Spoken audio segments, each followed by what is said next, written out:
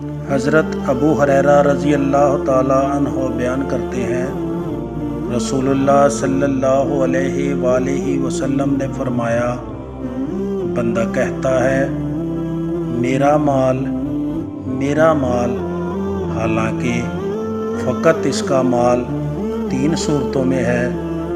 ایک وہ جو اس نے کھا کر ختم کر دیا، یا پہن کر بوسیدہ کر دیا، یا اللہ کی راہ میں دے کر ذخیرہ کر لیا۔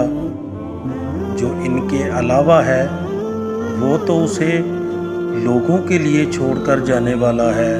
حضرت انس رضی اللہ تعالی عنہ بیان کرتے ہیں کہ رسول اللہ صلی اللہ علیہ وآلہ وسلم نے فرمایا کہ میت کے ساتھ 3 چیزیں جاتی ہیں، ان میں سے 2 واپس آ جاتی ہیں اور ایک اس کے ساتھ باقی رہتی ہے۔